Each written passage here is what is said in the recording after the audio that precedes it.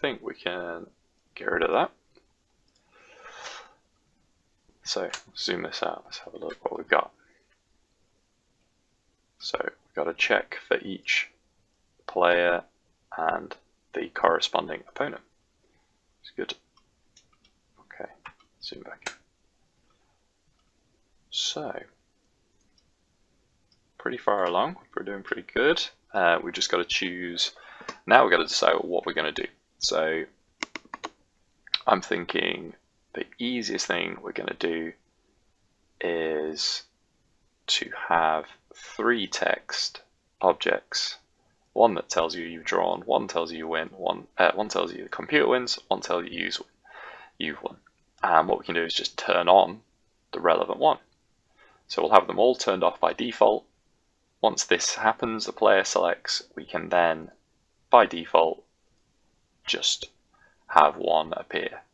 Okay, so let's save. Let's go back into Unity. Let's create 3 text objects. So right click in the hierarchy, UI, text. Let's call the first one draw. Right click, UI, text.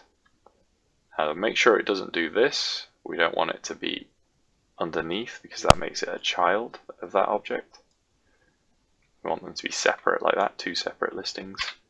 Don't forget F2 is a shortcut to rename F2. So draw player win, and one more text, CPU win. There we are. Alright. So hopefully you can see it down here at the moment. They are all right there. Let's select all 3. Let's change them to bold.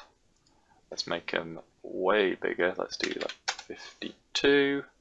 You'll notice they disappear. That's because there's this wrapping function here. Change that to overflow.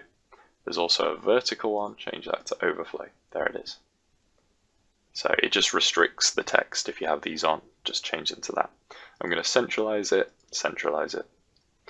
That color is horrifically boring. So orange is a good color to use for success, of course, we know this. So let's do something quite orange, kind of gold, you won. There we go. You can even add materials to these, so if you had an interesting texture or something, you could add that into here instead of just color. You could even add, you could create a material and add an image to it, and we could add images to this as well, so feel free to play with that. Okay, let's select them individually now. So draw, exclamation mark, player win, player wins, exclamation. Don't forget those exclamations. CPU wins, exclamation. Alright. So the other thing to remember is you can select any object in this list and put your cursor in the window and press F and it will go to it. So select this, press F, zoom to it. And what we can see is this is the UI canvas, and at the moment these are outside, so we need to move them in. Quickest, easiest way to do this is using the rect transform over here, so that's rectangle transform. This gives us loads of different options for places to put them. So if we just click one of these, it won't do anything other than move the little anchor. And the anchor is like its pivot point, so it'll rotate around that, it'll scale to that and things like that. So probably the easiest way is up here it says Shift will also set the pivot and Alt will also set position. So hold Alt, click the middle, and you'll notice the text is moved and the anchor is moved. Draw, let's do the same. Click here, hold Alt, click. Now if we zoom out, all 3 of them are now in the center. Let's do the same just with the CPU, just to be on the safe side. So click this, hold Alt, click. Right. You'll notice at the moment they're all turned on. We don't want that. Let's select them all. There is a little tick box here that turns off an object, so it's not activated at all. Nothing on here will work until it's reactivated. Perfect. Seems like a good time to do a save. Save scene, save project. Okay, jump back into the code. What we're going to want is 3 references to the text. And you'll notice if we start typing in text, it does not come up with just text. It comes up with plenty of other options, not text.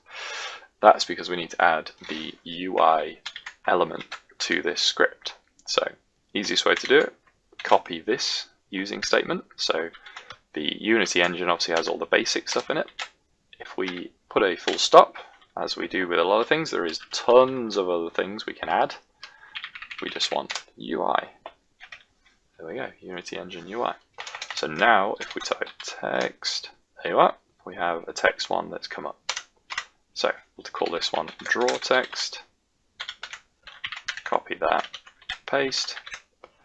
You can hold little computer tip here for you. If you hold Control and use the left arrows or the right arrow, you can flip to the front of the next or last word. Hopefully you can see that. So I just use that all the time. It's super useful. So draw text, player text, and one more, which we'll call CPU text. Save. Go into Unity. So we still let it compile for a second. There we are. So select the main camera. That's where our game controller script is. If it isn't here, grab the game controller script, drag it onto the camera. So you can see now we've got our 3 references. Let's put the draw in there, player there, CPU there. Cool. So we've got a reference to each one of those. We can now access them and do stuff to them. What we're going to want to do is when we draw, we're going to get the draw text. So again, to do anything to any of our variables, we literally just call their name. It's called calling. So we type their name, draw text. Full stop gives us access to all of the different things we can do. And now, hopefully off the top of your head, you're thinking, we want to enable it. We want to turn it on. So let's type enabled, and funnily enough, here we are. The little tooltip says enabled behaviors are updated, disabled behaviors are not. So enabled equals true. Essentially, we're going to turn it on. Do the same thing for CPU text dot enabled equals true. And one more time, player text dot enabled equals true. So we can copy these down, make sure you put it in the right place. So here's the draw. You can see why we went through and wrote in these comments. Sorry, don't forget these are comments. They don't get compiled. They don't do anything. They're just for our benefit. So copy the CPU text, put that into the CPU like so. One more time, player text. Copy, player win, and player win. Save. Okay, so I think we could do a little test here. Let's just bring the camera back, select the item, press F, focus. There we go. We can see what we're doing here. So we press play. So far so good, there's no text on screen. So in theory, when we click this, so it should have changed its color, it should have updated its number. So something doesn't seem to have quite worked. What we can do is while we're still playing, we can have a look around at these options. So let's select the paper. So we can see its choice is 2, or it should be. If we go to the camera, this is where the game controller is. So look, player choice equals 2. So that's correct. So we've got the right choice going to the game controller. The opponent's choice was 3. So obviously we should have had, what would that have been? Scissors. So it should have said CPU wins. But for whatever reason, CPU has not turned on. You can see here they are, draw, player, and CPU. They are still grayed out here, grayed out here. I can turn it on, obviously myself, not what I want to do though.